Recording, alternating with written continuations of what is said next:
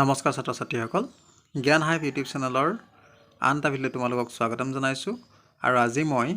নৱম আৰু দশম শ্ৰেণীৰ কাৰণে ইউজ অফ ৰাইট ডিটাৰমিনাৰ কেনেকৈ আমি ব্যৱহাৰ কৰিব লাগে তাৰ কিছুমান কুৱেশ্যন বেংকৰ প্ৰশ্ন লৈ আহিছোঁ আৰু এইখিনি তোমালোকৰ লগত আলোচনা কৰিম Choose the right determiner from those given in the brackets and fill in the blanks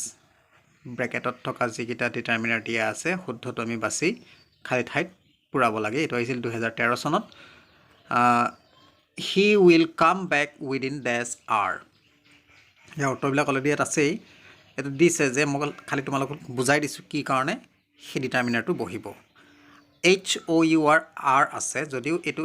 H আছে আমি হাৱাৰ নকওঁ এটো আৱাৰ যেহেতু ইয়াত আৰ্টিকল সাউন্ড আহিছে ও ইউ আৰ আৰ্টিকল ওৰ সাউন্ড আহিছে গতিকে ইয়াত আমি এন আৱাৰ লিখিব লাগিব এ আৱাৰ নহয় এন আৱাৰে এঘণ্টা বুজাইছে গতিকে আমি এন আৱাৰ লিখিম নেক্সট আছে dash men are free from faults dash men are free from faults এটো হ'ব few men are free from faults তাৰমানে ফিউটোৱে নগণ্য বুজায় এই ফিউটোৱে কেইজনমানক বুজাব আৰু দা ফিউটোৱে নিৰ্দিষ্ট কেইজনমানক বুজাব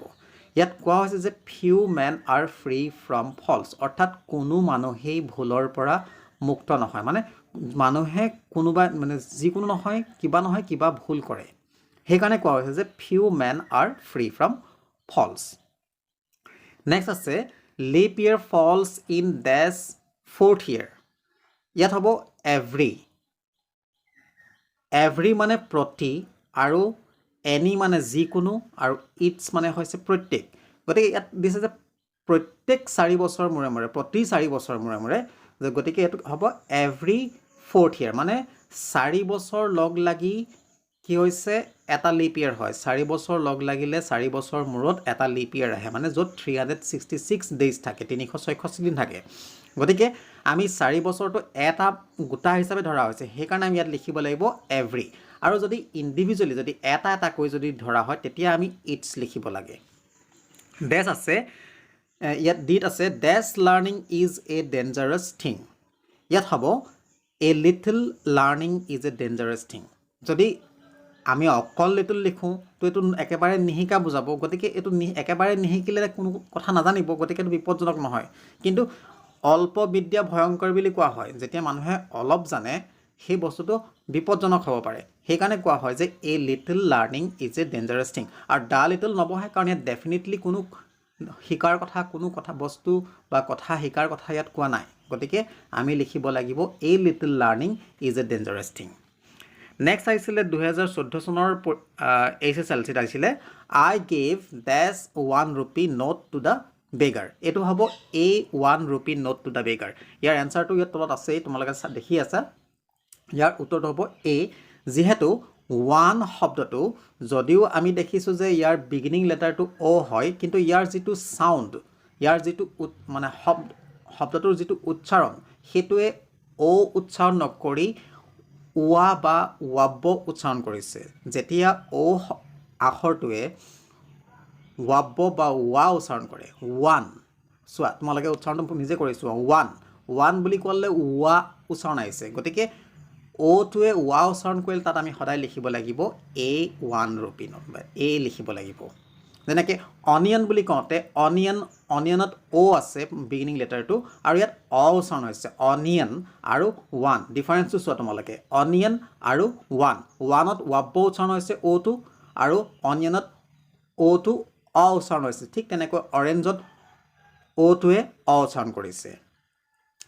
নেক্সট দিছে my father is that older than my mother ইয়াত বয়সৰ কথা কোৱা হৈছে যে মোৰ দেউতা মাতকৈ যথেষ্ট ডাঙৰ বা বয়সীয়াল ইয়াত বেছি বুজাবৰ ক্ষেত্ৰত আমি কি ব্যৱহাৰ কৰিব লাগিব মাছ ব্যৱহাৰ কৰিব ইয়াৰ অৱশ্যে তিনটা অপচন দিয়া আছে many much more এতিয়া more টো আমি বহাব নোৱাৰো কাৰণ যেহেতু ইয়াত দেন বহি আছে কম্পাৰেটিভ ডিগ্ৰী হৈ আছে অলৰেডি হয় নহয় গতিকে দেন হৈ আছে দেন থাকিলে আমি more বহাব ইয়াত নোৱাৰো যদি older নাথাকিলেতেন তেতিয়াহলে older টো যদি কম্পেৰেটিভ ডিগ্ৰীত নাথাকিলে ওল্ড ওল্ডাৰ ওল্ডেষ্ট ওল্ডাৰটো অলৰেডি কম্পেৰেটিভ ডিগ্ৰীত আছে আকৌ তাৰপিছত দেন বহিছে সেইকাৰণে আমি ইয়াত মোৰ বহাব নোৱাৰোঁ আৰু মেনিটো হৈ গ'ল যেতিয়া কাউণ্টেবল নাউন ব্যৱহাৰ কৰা হয় যেতিয়া কাউণ্টেবল যিটো আমি গণনা কৰিব পৰা বস্তু হয় তাত আমি মেনি ব্যৱহাৰ কৰিম বেছি বুজোৱাৰ ক্ষেত্ৰত কিন্তু ওল্ডাৰটো যিহেতু এটা আনকাউণ্টেবল নাউন হয় গতিকে ইয়াত আমি মাছ লিখিব লাগিব নেক্সটটো আছে I buy these books every month option দিয়া আছে few the few a few আমি লিখিব লাগিব a few I buy a few books every month মই প্ৰত্যেক বা প্ৰতি মাহতে কেইখনমান কিতাপ কিনো ফিউ বুকছ বুলি যদি কওঁ তাৰমানে মই প্ৰতি মাহত কিতাপ নিকিনো বুজাব আৰু ইটো আছে দ্য ফিউটো আমি ডেফিনেটলি ক'ব নোৱাৰোঁ ডেফিনেটলি ক'বলৈ হ'লে সেই চেণ্টেন্সটোৰ বেকত আকৌ হেভ হেজ হেড থকা বাক্য থাকিব লাগিব গতিকে আমি ইয়াত এ ফিউ লিখিব লাগিব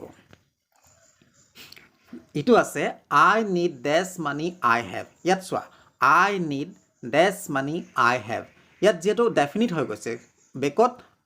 আই শব্দটোৰে আৰম্ভ হৈছে চেণ্টেন্সটো আকৌ সেই আইৰ পাছত হেভ আছে তাৰমানে সেই যিটো শব্দৰে আৰম্ভ হয় বা যিটো ছাবজেক্ট থাকে সেই ছাবজেক্টটো যদি পুনৰ ইউজ কৰি তাৰ বেকত যদি হেভ হেজ বা হেড থাকে তেতিয়া সি সদায় ডেফিনিট হৈ যায় গতিকে আমি লিখিব লাগিব I need the little money I have next 2015 চনত অহা এইকেইটা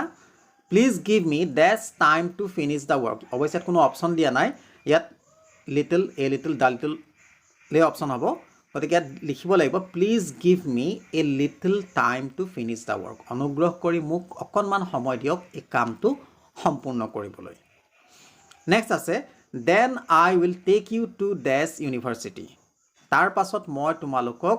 বিশ্ববিদ্যালয়লৈ লৈ যাম টু দ্য ইউনিভাৰ্চিটি অৱশ্যে আমি ইয়াত এই ইউনিভাৰ্চিটিও লিখিব পাৰোঁ আমি ডেফিনেটলি ক'ব পাৰোঁ যে তাৰ পাছত মই তোমাক কামটো শেষ কৰাৰ পাছত মই তোমাক বিশ্ববিদ্যালয়লৈ লৈ যাম বা আমি এ লিখিব পাৰোঁ ইয়াত ইউনিভাৰ্চিটি কাৰণ এ বহে এন নবহে ইউটোৱে ইউ চাউণ্ড আহিছে গতিকে আমি এ লিখিলেও ইয়াত ভুল নহয় আৰু দ্য লিখিলেও ভুল নহয় দুইটাই শুদ্ধ এবাৰ 2016 চনত অহা আমি যিকেইটা প্ৰশ্ন আছে সেইকেইটা কৰিম প্ৰথমতে আছে ৰমেন কামছ হোম টুৱাইছ ডেছ মান্থ তো ৰমেন ঘৰলৈ মাহত দুবাৰকৈ আহে মানে এমাহত দুবাৰকৈ আহে গতিকে আমি এ মান্থ লিখিম Raman comes home twice a month ইটো আছে mister Bell rang dash bell of alarm and I woke up এইটো যিটো বেল এইটো এটা কি বুলি কয় নাউন হয় এইটো কমন নাউন হয় গতিকে আমি কি লিখিম কমন নাউনৰ আগত দা ব্যৱহাৰ কৰিম mister Bell rang the bell of alarm and I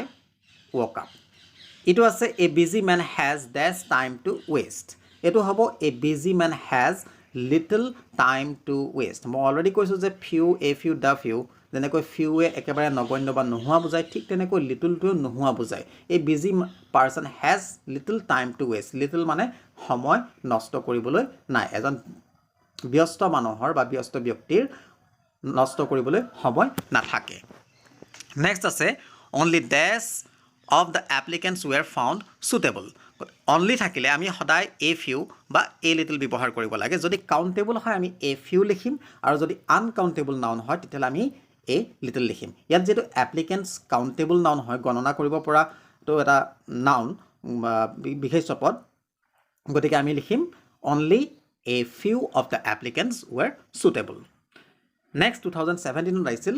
my brother is dash N C C cadet N C C cadet বুলি কওঁতে আমি জানোৱে তাত কি বহিব এন বহিব এন চি চি কেডেট কিন্তু কি কাৰণে বহিলে এন চি চি যেতিয়া আমি এনেকুৱা এব্ৰিভিয়েশ্যনবিলাক যিবিলাক সংক্ষিপ্ত শব্দ হয় এইবিলাক যেতিয়া আমি উচ্চাৰণ কৰোঁ আমি এটা এটা আখৰ উচ্চাৰণ কৰিবলগীয়া হয় এন চি চি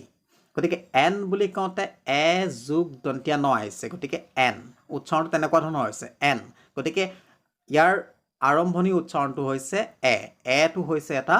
স্ববৰ্ণ এইটো এটা ভাৱেল হয় গতিকে আমি ইয়াত কি ব্যৱহাৰ কৰিম my brother is N N C C cadet কিন্তু এন চি চি নহয় যদি ধৰা এনেকুৱা হ'লহেঁতেন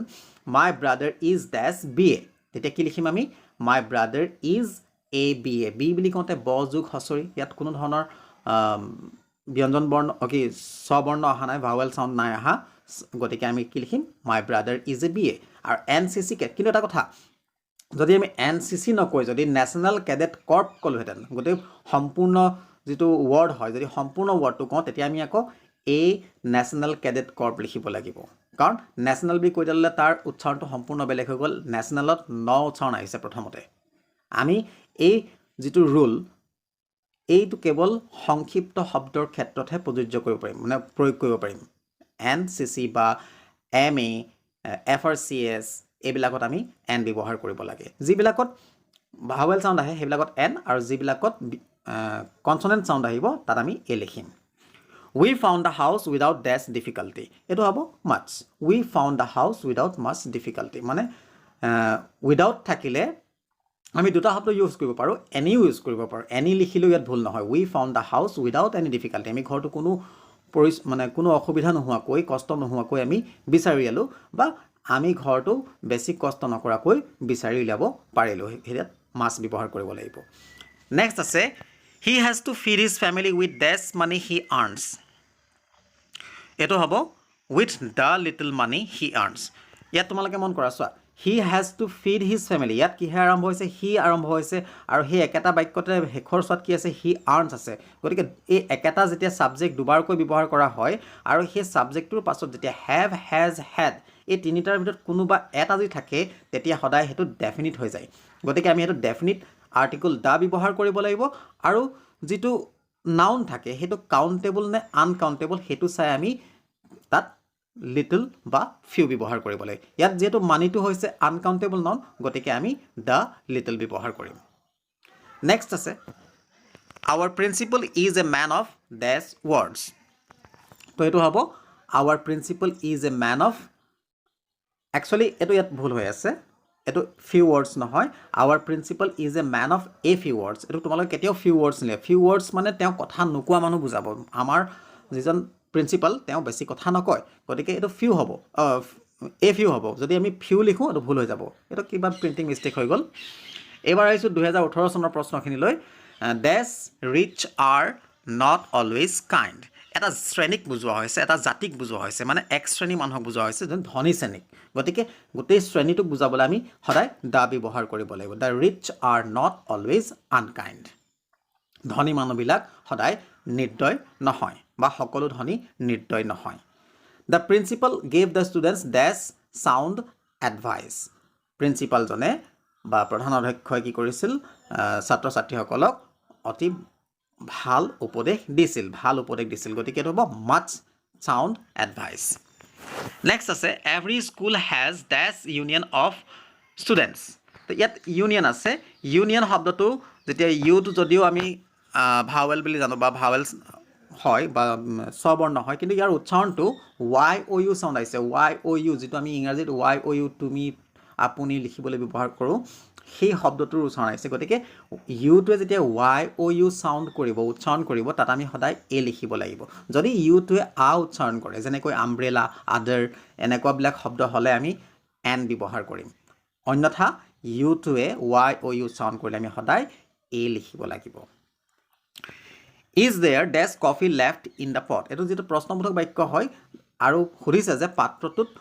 কফি আৰু আছে নেকি গতিকে আমি any লিখিব লাগে Is there any coffee left in the pot এবাৰ আইছো 2019 চনৰ খিনি লৈ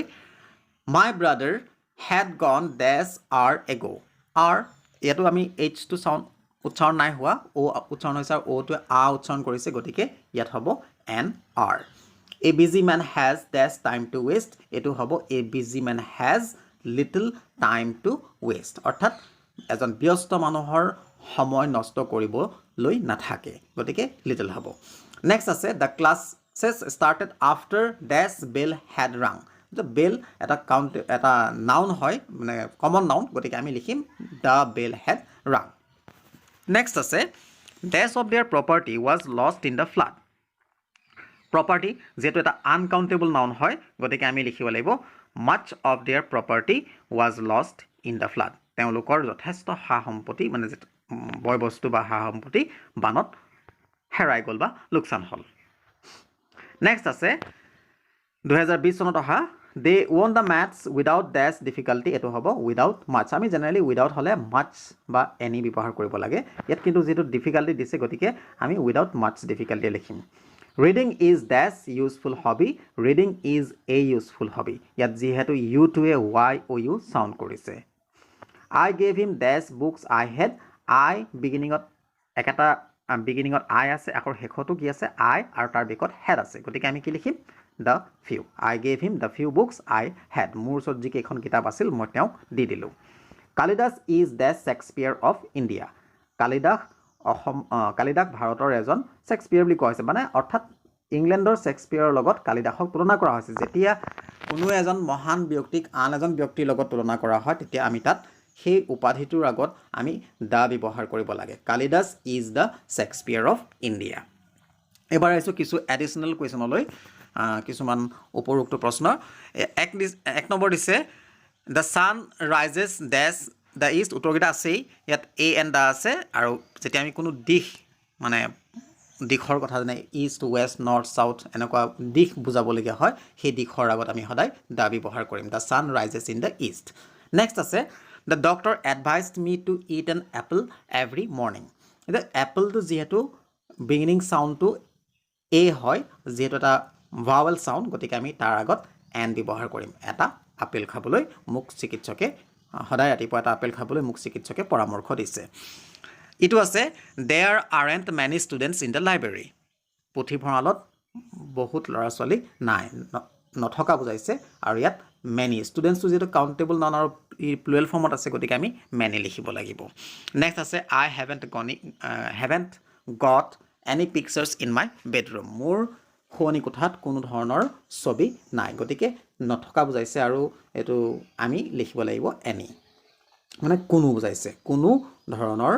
ছবি মোৰ শোৱনি কোঠাত নাই I have got to solve some maths problems ইয়াত তিনিটা অপশ্যন দিয়া আছে এনি ছাম এ আৰু before I go' to sleep I have got to solve